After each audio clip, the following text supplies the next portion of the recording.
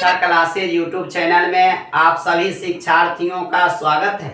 मैं आज पुनः आपके बीच क्लास लेकर उपस्थित हूँ।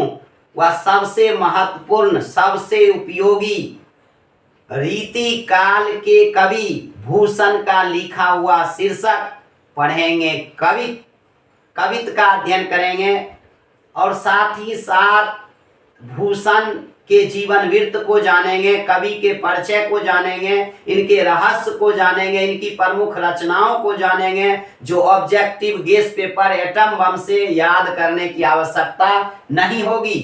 मस्तिष्क रूपी एटम बम तैयार हमें करके बोर्ड परीक्षा में उपस्थित होना है।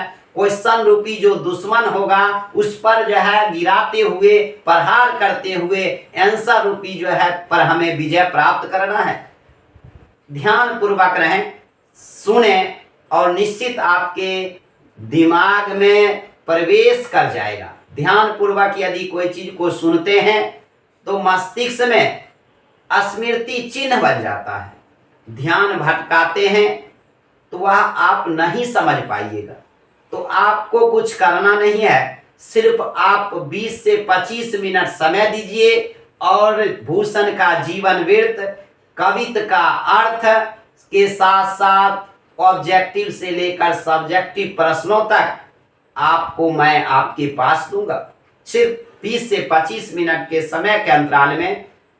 अभी लगता होगा भूषण के बारे में नहीं जानते हैं, लगता होगा छत्रपति शिवाजी की वीरता के बारे में नहीं जानते हैं, लेकिन जब पढ़ने के बाद छत्रसाल की तलवार का जब वर्णन किया जाएगा, वीर रस के कवि, उत्साह से भरे कवि, वीर रस के महान कवि माने जाते हैं भूषण, एक ऑब्जेक्टिव आपके दिमाग में सीधे प्रवेश हो जाएगा।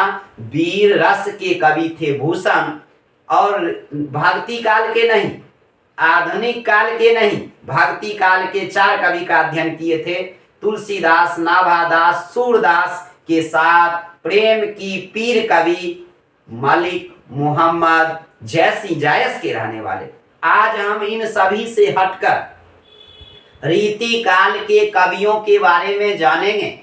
जिन कवियों ने रीति काल के कवि थे, बहुत ऐसे कवि हुए जो दूसरे यहाँ राजाओं के यहाँ रहे और राजा ने उन्हें आश्रय दिया, उनका नमक खाया और उन्हीं की व्याख्या, उनकी जो है पराक्रम, उनकी शौर्य, उनकी वीरता का बखान करने का काम। उन कवियों में, रीति काल के कवियों में श्रेष्ठ कवि भूषण भी माने जाते हैं।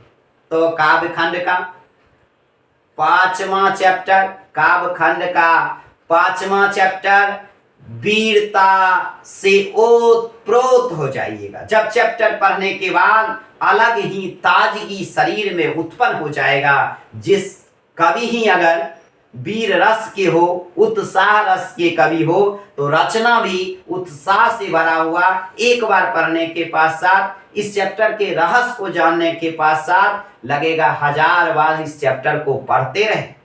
जब आपके शरीर में उत्साह घट जाएगा तो ये चैप्टर अध्ययन करने की इच्छा अवश्य करें। तो छत्रपति शिवाजी के बारे में जानेंगे। शिवाजी राज भोसले जो इनका मूल नाम जाना जाता है, लेकिन छत्रपति इन्हें उपाधि दिया गया। शिवाजी को छत्रपति की उपाधि दी गई और ये शौर्य थे, वीर थे, और इन्हें ऐसा कहा जाता है अफजल खान ने जहर देकर इन्हें हत्या कर दी। मराठा के सम्राट रहे छत्रपति शिवाजी। इन सभी रहस्यों को कवित्व के माध्यम से पढ़ेंगे और यह बोर्ड परीक्षा के लिए महत्वपूर्ण होगा। जो ध्यान पूर्वक यदि चैप्टर को दिमाग में बैठा लेते हैं तो एक भी ऑब्जेक्टिव इससे बाहर नहीं जाएगा। और आप गेस पेपर से बहुत ऐसे ऑब्जेक्टिव है जिसे गलत हम याद कर लेते हैं। चैप्टर पढ़ने की जरूरत है, ऑब्जेक्टिव नहीं। ऐसे ऐसे ट्रिक बताएंगे रचना पर जो लगेगा वाह क्या कमाल का ट्रिक था, क्या इसको हम याद कर रहे थे। सिर्फ ट्रिक के माध्यम से वो रचना भी याद हो जाएगा। उसमें छंद क्या गया है, मुक्तक क्या गया है, ये सब याद ट्रिक के माध्यम से, तरीका के माध्यम से। रटने की जरूरत नहीं, समझने की जरूरत है। तो हम कवि से संबंधित शुरू करते हैं चैप्टर। चैप्टर से पहले हम लेखक का जीवन परिचय जानेंगे, कवित्त के रचनाकार अगर आपसे पूछ दिया जाए तो जवाब दीजिएगा वो है भूषण, जिनका वास्तविक नाम है घनश्याम। भूषण का वास्तविक नाम है घनश्याम। और कौन काल के कवि यदि पूछ दिया जाए तो रीति काल के कवि। अगर कौन रस के कवि अगर पूछ दिया जाए तो निश्चित रूप से जवाब दीजिएगा वीर रस के कवि, उत्साह रस के कवि, वीर रस के कवि भूषण। और कौन काल के तो रीति काल के कवि, उनका वास्तविक नाम घनश्याम। तो कहेगा कवित्त के रचनाकार कौन है तो भूषण। कौन काल के कवि हैं रीति काल के। और ये किस रस के कवि हैं तो वीर रस के कवि। जैसे सूरदास वात्सल रस के कवि थे, उसी प्रकार वीर रस के कवि हैं भूषण, जिनका जन्म 1613 ईस्वी में होता है। उत्तर प्रदेश का नाम अवश्य सुने होंगे, जहां के मुख्यमंत्री योगी आदित्यनाथ थे। उत्तर प्रदेश का नाम इसलिए भी जानते होंगे जहां पर राम मंदिर भी है। अयोध्या का नाम जरूर सुने होंगे। अधिकतर कवि आपको मिलेंगे उत्तर प्रदेश के ही। और कानपुर, कान तो समझते ही हैं, लेकिन ये शहर का नाम है उत्तर प्रदेश के कानपुर। और टिकवापुर है। टीका वो पहनने वाला होता है। औरतें श्रृंगार करती है उस समय टीका पहनती है। तो टीका जट जटिन में गीत आप जरूर सुने होंगे। 9वीं क्लास में अगर संगीत साधना पढ़े होंगे तो करिया झूमर जट जटिन। टीका होता है पहनने वाला आभूषण है। लेकिन यहाँ टिकवापुर की बात है। कानपुर में भी पुर और टिकवापुर, टिकियापुरी भी होता है, लेकिन टिकवापुर है, टिकियापुरी नहीं। और टीका पहनने वाला आभूषण नहीं। जैसे जट जटिन का गीत सुने होंगे, टिकवा जब जब मंगलियो रे जट्टा, टिकवा काहे न लैले रे। अब जट कहता है टिकवा जब जब आनंद लियोगे जटिन, टिकवा काहे न पहन लेंगे। तो हर बाली उमरिया गे जटिन, टिकवा काहे न पहन लेंगे। तो नहिरा काहे गमई लेंगे जटिन, टिकवा काहे न पहन लेंगे।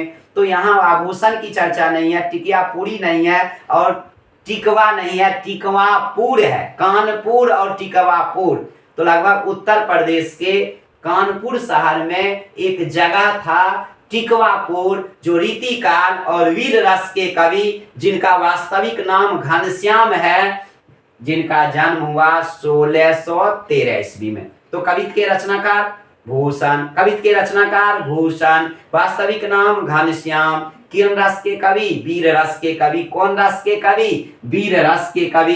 कौन राज्य में जन्म हुआ उत्तर प्रदेश में। कौन शहर था तो कानपुर था। उसके बाद टिकवापुर याद रखिएगा। ईस्वी सन की जहां तक बात आए तो 1613 ईस्वी याद रखिएगा। निधन जो होता है 1715। निधन बिना धन की लोगों की मृत्यु होती है। कहता मुट्ठी बांधे आता है, लोग हाथ पसारे जाता है। जेबी भरने के लिए लोग बहुत चोरी डकैती बेईमानी करता है। जब मरता है तो जेब कट्टा बनकर जाता है। जेब भी कफन में नहीं होता है। तो ईमानदारी पूर्वक काम करें, वीरता पूर्वक जो भी काम करें। तो लड़ना झगड़ना ही सिर्फ वीरता नहीं होता। हम किसी को उठा जाकर पटक दिए तो नहीं कहेंगे वीर कहलाएंगे। आप कर्म में भी वीर हो सकते हैं, दान देने में भी वीर हो सकते हैं। आप कोई व्यक्ति तो खाने में भी वीर होता है। कहीं बराती गए, 80 गो पूरी खा लिया, रसगुल्ला खा लिया, केदाराम नाम सत है, अल्लाह के प्यारे हो जाते हैं। तो ये वीर रस के कवि हैं, वीर रस के कवि, रीति काल के कवि। अब कहिएगा सब आदमी तो कुछ है आधुनिक काल के, कुछ है भक्ति काल की, अकेले बेचारा रीति काल के क्यों है। तो देखिए इनका व्यवहार विचार भी समाज में अलग था, घर परिवार में अलग था। इनकी जो भाभी थी उनसे कभी बनाव नहीं होता था, अलगे रहते थे। तो कह दिया गया चलो बेचारा तुम अलगे है तो सब काल से हटकर जो है रीति काल में ही आपका नाम रख दिया जाए। रीति पद्धति के काल के कवि, आश्रय जिनके यहाँ रहे उन्हीं का वर्णन करने वाले, जिनका नमक खाए उन्हीं का वीरता का वर्णन करने वाले कवि भूषण है। रीति काल के कवि भूषण। 1715 ईस्वी में इनका निधन हो गया, देहांत हो गया, अर्थात मृत्यु हो गई। और पिताजी हैं रत्नाकर त्रिपाठी। रत्नाकर त्रिपाठी इनके पिताजी हैं। अब ये भूषण जो है नाम तो है नहीं, भूषण तो वास्तविक नाम तो इनका घनश्याम है, लेकिन कवित्व के रचनाकार हैं, वीररस के कवि हैं, रीतिकाल के कवि हैं। 1613 ईस्वी में जन्म हुआ। उत्तर प्रदेश के कानपुर के तिकवापुर में 1715 ईस्वी में इनका निधन हो गया। लेकिन देखिए भूषण जो उपनाम है किसके द्वारा दिया गया? चित्रकूट के एक सोलंकी राजा थे रुद्रशाह। चित्रकूट के सोलंकी राजा रुद्रशाह ने घनश्याम के बदले इन्हें भूषण नाम दिया, जिसके कारण यहाँ पर भूषा और भूषण की उपाधि से जाने जाते हैं और लोग भूषण भी अभी तक भूषण ही जानते हैं। घनश्याम का चर्चा आपको बुक में भी नहीं है। जिस बुक को 12वीं क्लास के बुक का अध्ययन करते हैं उसमें भूषण सिंह है, सिर्फ उपाधि याद रखा गया, मूल नाम विस्मृत हो गया, भूल गया। तो याद रखिएगा, कहेगा भूषण जो हैं उनको जो है भूषण की उपाधि घनश्याम को किसने दिया? तो देखिए चित्रकूट के एक सोलंकी राजा थे जिनका नाम रुद्रशाह, उन्होंने इन्हें भूषण की उपाधि दिए, जिसके कारण वास्तविक नाम चले गए।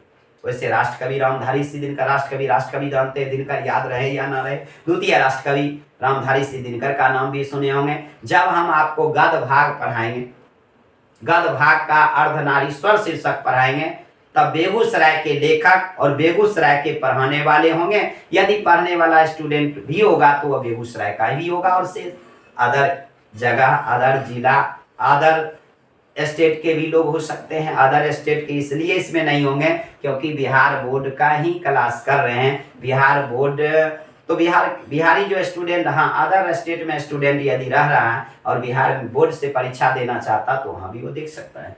तो क्या है आश्रयदाता? आश्रय तो समझते हैं या नहीं? आश्रय समझते हैं। अगर किसी की माता पिता की मृत्यु हो जाती है तो अनाथ हो जाता है। जिसका कोई नाथ ना हो उसे अनाथ कहते हैं, तो अनाथ हो जाता है। लेकिन जो औरतें भी नाथ पहनती है, जिसका कोई नाथ न अनाथ कहते हैं। औरतें भी नाथ गर्दन मुखारी नहीं, तो वो नहीं बल्कि आभूषण पहनती है।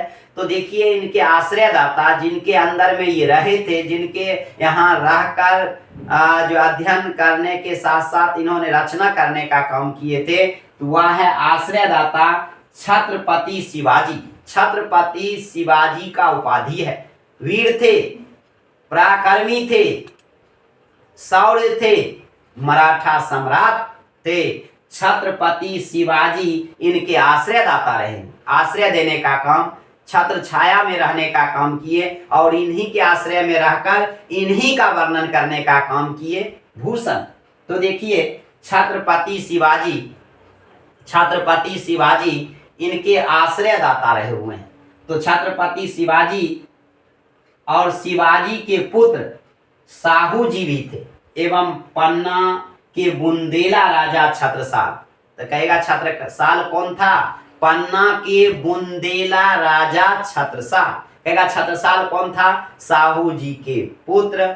और देखिए साहू जी के पुत्र साहू जी, शिवाजी के पुत्र साहू जी एवं बुंदेला के राजा जो थे कौन? छत्रसाल। तब इन्होंने छत्रसाल के तलवार का वर्णन करने का काम किया। पहला कवित्व में, जब अभी तो शुरू किए नहीं, ऑब्जेक्टिव देखिए धुआं धुआं हो गया और रूम में भी धुआं धुआं। तो क्या है साहू जी एवं पन्ना के बुंदेला राजा छत्रसाल भी रहे और इन्होंने छत्रसाल की तलवार का द्वितीय कवित्व में वर्णन करने का काम। कवित्व के रचनाकार भूषण, कवित्व के रचनाकार भूषण, कवित्व के रचनाकार भूषण। कौन रस के कवि? वीर रस के कवि। कौन काल के कवि? रीति काल के कवि। और जो है ये इनके आश्रयदाता छत्रपति शिवाजी और शिवाजी के पुत्र कौन? साहू जी एवं पन्ना के बुंदेला राजा कौन? छत्रसाल, जो छत्रसाल के तलवार का भी बखान करने का काम किया है। इनके भाई चिंतामणि त्रिपाठी और मतीराम भूषण थे। इनके भाई कौन? चिंतामणि त्रिपाठी और मतीराम भूषण। लगभग आप समझते हैं, याद भी हो गया होगा।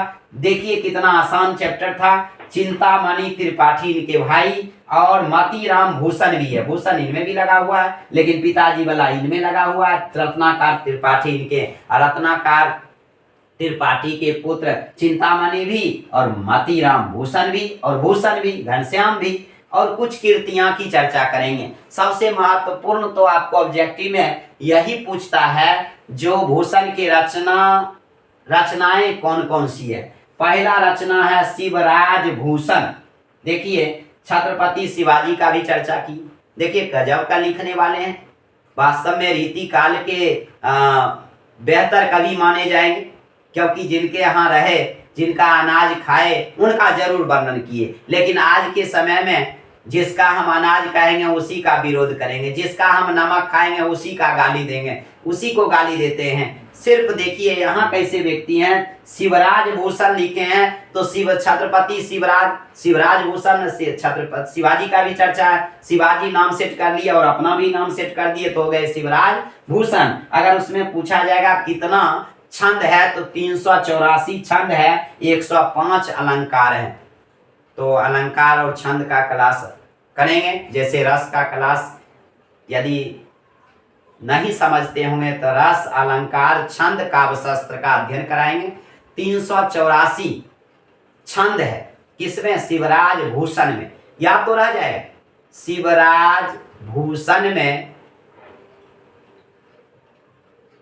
384 छंद है और 105 अलंकार है। जो किसी काव्य की सुंदरता को बढ़ाता है उसे अलंकार कहते हैं। लगभग अलंकार समझ। कबूतर बोले कबूतरी से क यदि आ रहा है तो इसमें अनुप्रास अलंकार है। क आ रहा है, चमक चम चमके चौ आ रहा है, इसमें भी अनुप्रास अलंकार है। तो अलंकारों का अध्ययन करेंगे, लेकिन इनकी रचना सिर्फ अभी जान रहे हैं। इनकी रचना में एक है रचना शिवराज भूषण, एक है शिवा वावनी, एक है छत्रसाल दशक। छत्रसाल दशक में देखिए 10 छंदों की चर्चा है। गजब का रचना है, कई याद रखना पड़ेगा। छत्रसाल दशक के लेखक हैं कौन? छत्रपति शिवाजी नहीं, छत्रसाल दशक के लेखक हैं भूषण। और देखिए 10 छंद है और छत्रसाल लिखल है, इसलिए छत्रसाल की जो यश था, कीर्ति था, उनका वर्णन करने का काम छत्रसाल दशक कहेगा। छत्रसाल दशक में किसकी यश और कीर्ति का बखान किया गया? तो छत्रसाल दशक माने छत्रसाल और दशक माने 10। कितना जो है छंद है तो 10 छंद है। देखिए शिवा वावनी, तो शिव जी के शिवा वावनी में क्या है? 52 मुक्तक है और छत्रपति शिवाजी का बखान किया गया है। देखिए रचना आपको पहले ही हम कहे थे, तरीका से याद करवाएंगे। शिवा वावनी माने 52। क्या वो छंद है, क्या वो मुक्तक है? तो 52 मुक्तक है। छत्रसाल में ये क्वेश्चन आता ही नहीं कहेगा सर ये सब काहे याद करवाते आप, गेस पेपर उल्टा कर देखिएगा, पूछेगा छत्रसाल दशक में किसकी बखान की गई है? छत्रसाल का ही बखान है, उनकी वीरता, उनकी तलवार का बखान है। छत्रसाल दशक में, दशक माने 10, कितना छंद है? 10 है। शिवा वावनी जो छत्रपति शिवाजी की महिमा का और जो है वीरता का, शौर्य का, पराक्रम का बखान किया है। और शिवा माने शिवाजी, बावनी माने 52 मुक्तक है। और 52 मुक्तकों में छत्रपति शिवाजी का ही जो है बखान किया गया है। अगर हम शिवराज भूषण की बात करते हैं तो 384 छंद, 105 अलंकार है। बताइए छत्रसाल दशक में, छत्रसाल दशक के लेखक कौन है? भूषण। शिवा वावनी के लेखक कौन है? भूषण। और शिवा वावनी के साथ शिवराज भूषण के लेखक भी हैं और शिवराज भोसले के नाम से भी ये जाने जाते थे, मराठा सम्राट भी थे। तो जानते हैं इनकी कीर्तियां, इनकी रचना, 3 रचना तो आपको याद हो गया। छत्रसाल दशक में कितना छंद है? तो दशक मैंने 10 छंद है। और छत्रसाल दशक है, इसलिए छत्रसाल का बखान किया गया। शिवा वावनी तो शिवाजी का बखान है और वावनी 52 मुक्तक है।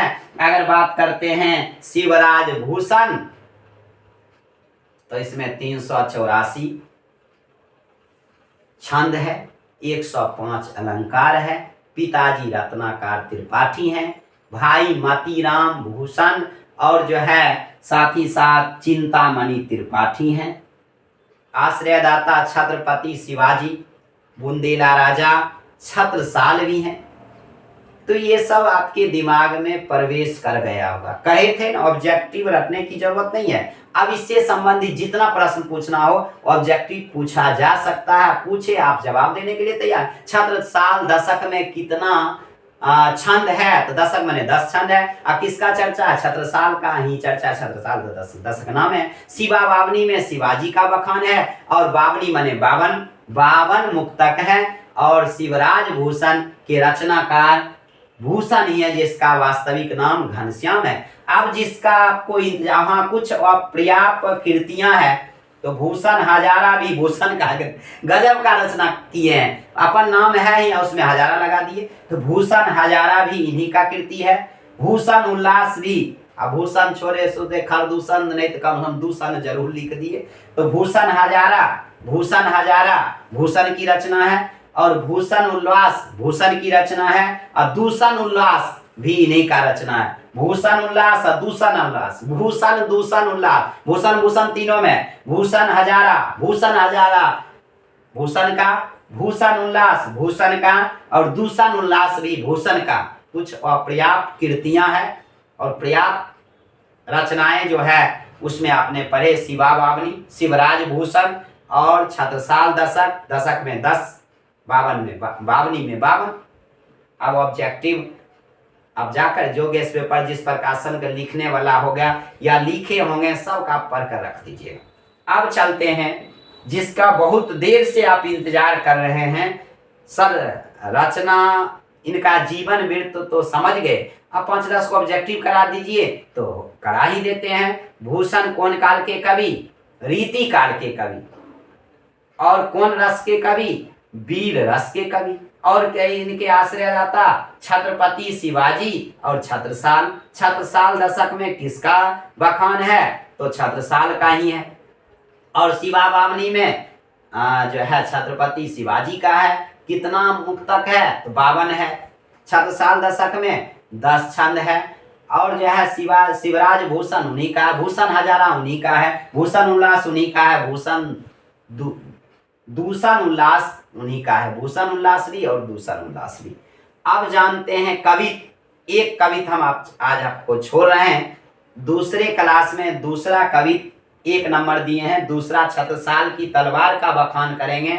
अभी सिर्फ इस कवित में छत्रपति शिवाजी मराठा सम्राट, वीर, शौर्य, पराक्रमी और जिन्हें अफजल खान ने जहर दे की हत्या कर, मुगल सम्राट के समय, मुगल शासन के समय जन्म लेने वाले और 10 बार जो है जीतने वाले, विजय प्राप्त करने वाले ऐसे वीर थे जिन वीरताओं का वीर रस के कवि भूषण ने वर्णन करने का काम किया है। और इनकी तुलना किन किन देवताओं से, देवी से और जो है पशु पक्षियों से, बादलों से, हवाओं से किया है। इसको जब सुनिएगा तो वास्तव में आश्चर्य लगेगा। अभी के समय में ऐसे ऐसे कवि रचनाकार भी ना होंगे और ऐसे ऐसे वीर व्यक्ति भी नहीं होंगे। तो सुनिए, इंद्रजिमी जम्म पर, इंद्र का नाम सुने होंगे, कलधौत का नाम सुने होंगे और वर्जपानी का नाम सुने होंगे। इंद्रजिमी माने जैसे यम पर, इंद्र जैसे यम पर राज करता है, भारी पड़ जाता है। यम कितनों कहता है बाप रे, आदमी के शरीर में यम प्रवेश कर गए, जम प्रवेश कर गए हैं। तो देखिए यम पर भारी पड़ने वाले, यम पर राज करने वाले इंद्र हैं। इंद्रजिमी जम पर, अंतिम में सिर्फ छत्रपति शिवाजी का ही चर्चा होगा। ये सब तुलना किया गया है, इंद्र से भी इनको तुलना किया गया है, समुद्र की जो है अग्नि से, ज्वाला से तुलना किया गया है, रघुकुल के राजा राम से तुलना किया गया है, पवन हवा से, और शंभु माने शिव कहिए, शंभु कहिए, महादेव कहिए, चंद्रशेखर कहिए, कैलाशपति कहिए, भूतेश्वर कहिए, नहीं और जो है परशुराम भी कहा गया है। और अग्नि जो है जंगल की आग भी से तुलना की गई। इन सभी तरह के व्यक्तियों में ये कवि हैं छत्रपति शिवाजी, जो वीर थे, पराक्रमी थे, शौर्य थे, शक्ति संपन्न थे, जिन्हें जो है एक धोखा में मारने के प्रयास के लिए इन्हें जहर खिलाकर हत्या कर दी गई। नहीं तो वीरता के सामने कोई टिकने वाला नहीं था। और मलेच्छ समूह को अंत करने वाले, मलेच्छ समूहों पर भारी पड़ने वाले जो इनके दुश्मन थे, उनको छक्का छुड़ाने वाले, छठी की याद कराने वाले शिवराज नहीं बल्कि छत्रपति शिवाजी थे, जो शिवराज भोसले भी कहते हैं। तो देखिए, इंद्र जिमी जम्म पर वीर रस के कवि हैं, वीरता का वर्णन करने का काम किए हैं। और किनके वीरता का? छत्रपति शिवाजी के वीरता का। इंद्र जिमी जम्म पर, जैसे इंद्र जो है, जिमी माने जैसे, इंद्र कौन-सी पर? यम पर, जम पर भारी पड़ जाते हैं। 12 ज्यों अम्ब माने पानी कहिए, नीर कहिए, जल कहिए। जल की तो अभी संकट है, जानते होंगे। सच बिकता है, झूठ बिकता है हर कहानी। तीनों लोक में जल फैला है, तब पर भी बिकता है यहाँ 20 रुपया में बोतल में पानी। अम्ब माने पानी होता है, नीर होता है, जल होता है। 12 माने समुद्र की जो ज्वाला है, समुद्र की जो लहरें हैं, वह पानी पर जो है राज करता है। समुद्र की लहरें, समुद्र की अग्नि, समुद्र की ज्वाला जो है कौन सी पर?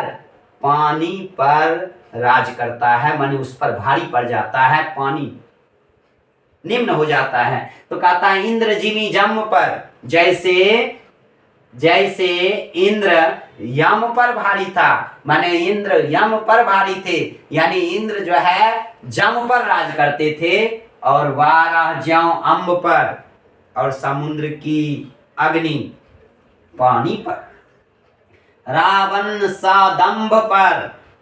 आप देखिए, दशहरा दशमी के दिन, विजयादशमी के दिन अहंकारी रावण, जिसने अपने भाई का भी बात को नहीं माना, न्याय के पथ पर नहीं चलकर पराये स्त्री को जो है हरण करके अपने राज में रखने का काम किया।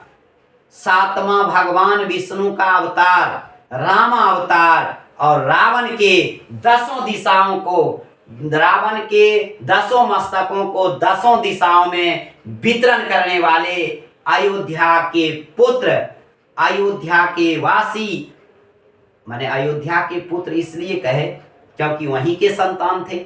और राजा दशरथ के पुत्र, जो मर्यादा पुरुषोत्तम राम, सीता के स्वामी और लक्ष्मण के अग्रज, जो रघुकुल के राजा मर्यादा पुरुषोत्तम राम, दंभी अहंकारी रावण पर भारी पड़ गए थे। अब आज जो क्लास कर रहे हैं, उसके बाद दोस्त तीसरा दिन विजयादशमी है, और उस विजयादशमी के दिन अहंकार को खत्म करने वाले विद्वान में कोई प्रकार की कमी नहीं। अब देखिए, विजयादशमी दिन ऐसे बड़े आडंबरों से लोग ग्रसित होते हैं। बाबा हरिगिदाम गढ़पुरा निकटवर्ती बाबा धाम के बगल में मेरा गांव कुम्हारसों, वहाँ एक बार मेला का आयोजन हुआ था, जिसमें रावण दहन किया गया था। 2010 ईस्वी की, अभी से 14 साल की पहले की बात करते हैं।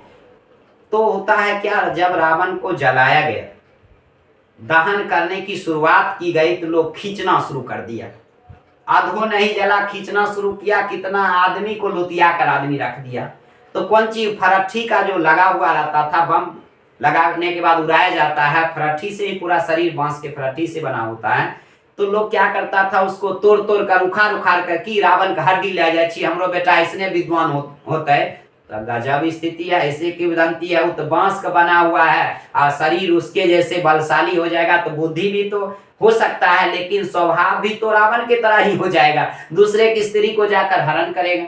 अगर आपको बेहतर लगता होगा क्लास, आपको मैं संतोषप्रद क्लास देता हूँ, तो प्रयास कीजिएगा अपने साथियों तक, अपने सगे संबंधियों में जो 10वीं क्लास 12वीं क्लास 10वीं क्लास देते हैं, 10वीं के क्लास आप वहाँ तक शेयर कर दीजिएगा, लगे जो उसको भी फायदा हो सके। और मेरा उद्देश्य है जब हम क्लास फ्री में दे रहे हैं तो अधिक स्टूडेंट को फायदा निश्चित रूप से हो। आप अपने पढ़ने के साथ दूसरे स्टूडेंट तक पहुंचाने की कोशिश कीजिए।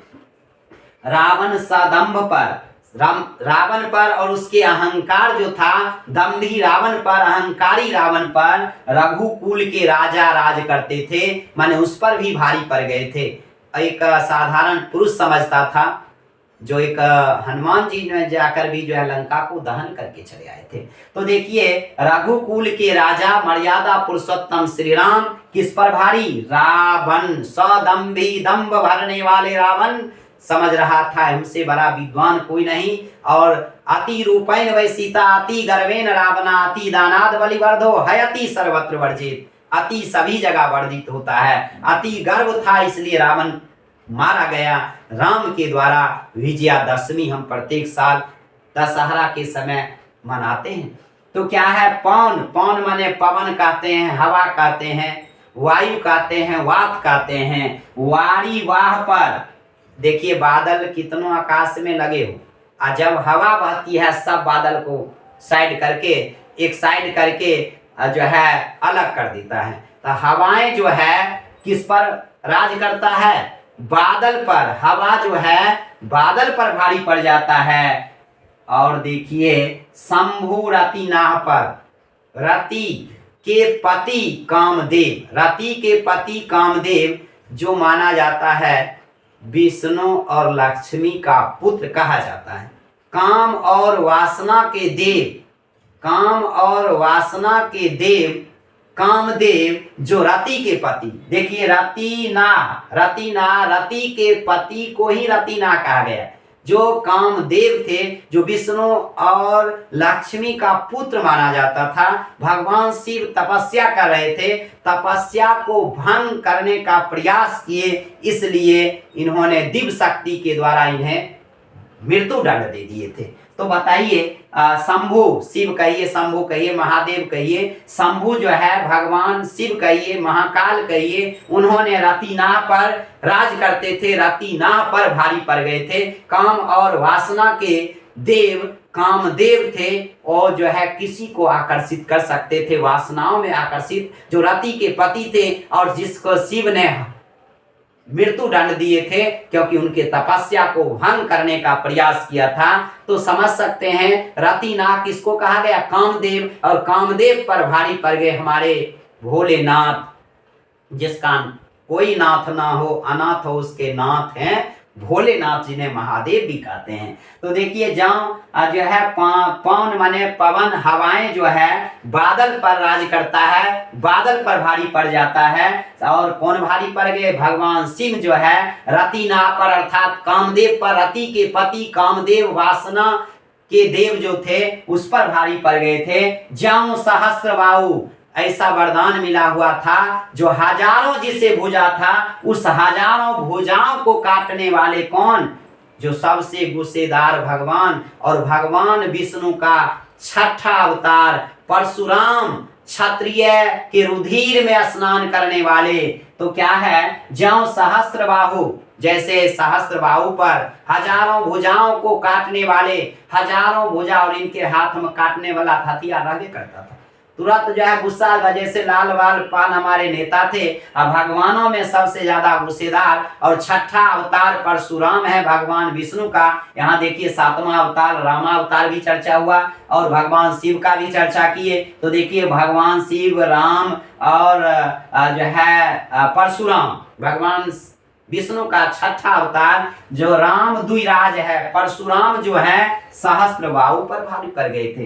दावा द्रुम दंड पर, और दावा द्रुम माने जंगल की जो आग है, द्रुम कहिए, गाछ कहिए, वृक्ष कहिए, उसके डाली पर भारी पड़ जाता है। जंगल में यदि आग लग जाए तो कितना बड़े मजबूत वृक्ष है उसको भी बर्बाद कर सकता है। द्रुम, दावा द्रुम दंड पर, और जो है दावा द्रुम माने कि जंगल की आग जो है वृक्ष की डालों पर भारी पड़ जाता है। चिता मृग झुंड पर, चिता बिल्ली का सुने, बिल्ली ही प्रजाति का, बिलार ही प्रजाति का पशु है जो मिर्ग के झुंड पर, हिरण के झुंड पर भारी पड़ जाता है, वह हिरण कुछ नहीं कर पाता है। तो याद रखिएगा, मिर्ग के झुंड पर, हिरण के झुंड पर कौन भारी पड़ जाता है? चीता भारी पड़ जाता है। और जंगल की आग जो है कौनसी पर? वृक्ष की डालों पर भारी पड़ जाता है। भूषण विडुंड पर, विडुंड माने हाथी का जो समूह है, हाथी जो है बलशाली अपने आप को समझता है, हाथी उसको चींटी भी परेशान कर देता है। जैसे मिर्गराज, मिर्ग माने पशुओं का, राज माने राजा, मिर्ग माने पशु, राज माने राजा, पशुओं का राजा। जैसे मानव में पहले राजा हुआ करता था, उसी प्रकार पशु पक्षियों में भी राजा होता था। सबसे बदमाश पक्षी में कौवा है। मिर्गों में, पशुओं में राजा की यदि बात करते हैं तो शेर कहते हैं, सिंह कहते हैं। शेर या सिंह का नाम सुनकर बच्चा भी डर से सो जाता है। यदि बच्चा ना सोता है तो कहता है बाबू सो जा, नहीं तो बाघ आ जाएगा, सिंह आ जाएगा, शेर आ जाएगा। डर से बेचारा बेचारी बच्चा सो जाता है। वह संतान में पुत्र हो या पुत्री, भयभीत उत्पन्न करने के लिए बाप रे उधर नहीं जाना, सिंह रहता है, मिर्गराज रहता है। हाथी जैसे बलशाली जीव पर कौन राज करता है? मिर्गराज, पशुओं के राजा। सिंह या शेर किस पर? विडुंड पर, हाथी के समूह पर भारी पड़ जाता है। तेज तम पर, तेज माने प्रकाश, तेज माने प्रकाश, तम माने अंधकार, माने अंधकार पर प्रकाश ही भारी पड़ सकता है। अगर अंधकार कितनों है, अगर प्रकाशित कर देते हैं तो वह अंधकार दूर हो जाएगा, समाप्त हो जाएगा। तेज माने क्या? प्रकाश, तम माने अंधकार, अंधकार पर जो है प्रकाश भारी पड़ता है, राज करता है। कान्हा जिमी कंस पर, देखिए एक भगवान काहे बचे रहेंगे? कान्हा, मुरलीधर, गोपाल, चितचोर, कन्हैया जिसको कहते हैं, जिमी जैसे कौन? कन्हैया भी जो है कंस पर भारी पड़ गए थे। यहाँ मलेच्छ वंश पर, मलेच्छ समूह के जो लोग थे, जो अच्छे व्यवहार विचार के लोग नहीं थे, जो दूसरे का अनहित पहुंचाने की कोशिश करने वाले वंश था, उस मुगल वंश पर और मलेच्छ वंशों पर इन्होंने कौन भारी पड़ गए? शिवराज।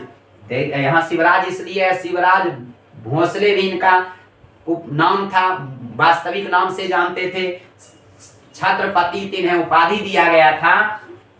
ये मलेच्छ जैसे ये सब जो है इन सभी चीजों पर भारी पड़ गए थे, तो उसी प्रकार छत्रपति शिवाजी जो थे मलेच्छ वंशों पर, मलेच्छ समूहों पर छत्रपति शिवाजी भारी पड़ते थे, उस पर राज करते थे, जिन्हें इन्हें हत्या करने की भी कोशिश किया और कर ही दिया, जहर खिला दिया गया। और वीर थे, शौर्य थे, पराक्रमी थे।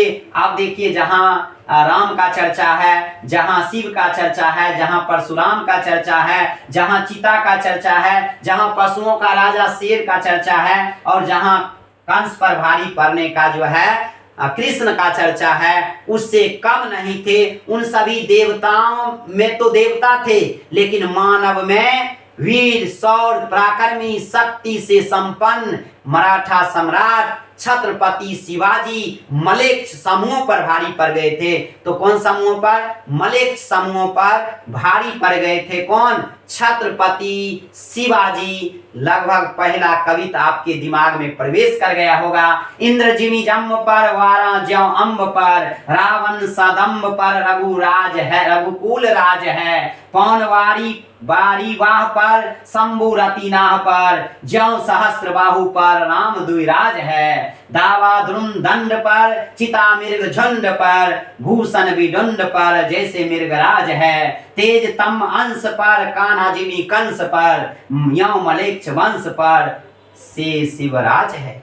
जैसे इंद्र यम पर राज करते थे, भारी पड़ गए थे, और समुद्र की आग अम्ब पर माने जल पर राज करता था, भारी पड़ गया था। सदम्भी रावण पर, अहंकारी रावण पर, रघुकुल के राजा राम जो है राज करते थे, भारी पड़ गए थे।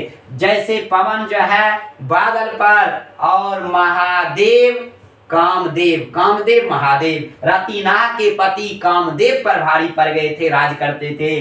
ज्यों सहस्त्रबाहु पर राम द्विराज परशुराम भारी पड़ गए थे और उसे अंत करने का काम किए। दावा ध्रुम, जंगल की आग है तो वृक्ष की डालें पर भारी पड़ जाता है, जंगल की आग जो है वृक्ष की डालें पर भारी पड़ जाती है। चिता, चिता भी जो है मृग के झुंड पर राज करता है, भारी पड़ जाता है। भूषण विडुंड पर और जो हाथी पर जो है मृगराज, मृगों के राजा, पशुओं के राजा शेर या सिंह जो है हाथी पर भी भारी पड़ जाता, बलशाली होते हुए भी हाथी पर भारी पड़ने वाला, हाथी पर राज करने वाला पशुओं के राजा सिंह। और अगर कहीं अंधकार है प्रकाशित कर देते हैं तो अंधकार पर तेज जो है भारी पड़ जाता है। कान्हा जी जैसे कान्हा जो है कृष्ण जो है कंस पर भारी पड़ गया था, उसी प्रकार मलेच्छ के वंश पर, मलेच्छ समूहों के वंश पर, कुव्यवहार करने वाले व्यक्तियों पर और छत्रपति शिवाजी जो है भारी पड़ गए थे। आज क्लास में कविता का पहला भाग पढ़े हैं, अब छत्रपति शिवाजी के क्लास बाकी है, क्योंकि समय भी अधिक लग जाएगा तो पढ़ने का भी मन नहीं करेगा और लगभग लगता है पढ़ने का मन भी किया होगा और आपके मन में उत्साह भी जग गया होगा। इतना उत्साह जग गया होगा पर उठिएगा और 25 से 30 वो रोटी जाकर ये नहीं खा लीजिए, ये उत्साह नहीं, पढ़ने के प्रति उत्साह होनी चाहिए। अगर वो वीर थे, शौर थे, पराक्रमी थे, शक्तिशाली थे तो हम भी बुद्धि विवेक से संपन्न हैं। तो बोर्ड परीक्षा क्या, एक साल में 5 बार परीक्षा ले तो उस प्रश्न का जवाब जो है मस्तिष्क रूपी एटम बम से निकाल कर देने के लिए तैयार रहिएगा। आज का क्लास हम यहीं पर खत्म करते हैं, फिर मिलते हैं इसके बाद के क्लास में कविता का दूसरा पार्ट लेकर उपस्थित होंगे। छत्रपति शिवाजी के तलवार की चर्चा करेंगे। अब जिस व्यक्ति का तलवार इतना तीक्ष्ण और प्रलयकालीन समुद्र के प्रलयकालीन जो है सूर्य के किरणों के समान जिनका तलवार हो, उनके शरीर में कितनी ताकत होगी इसका वर्णन करेंगे। ऑब्जेक्टिव ऑब्जेक्टिव सॉल्व करवाएंगे, प्रश्नोत्तर बताएंगे। शेष इसका पार्ट 1 क्लास आज है, पार्ट 2 दूसरे क्लास में। आज यहीं पर हम क्लास खत्म करते हैं।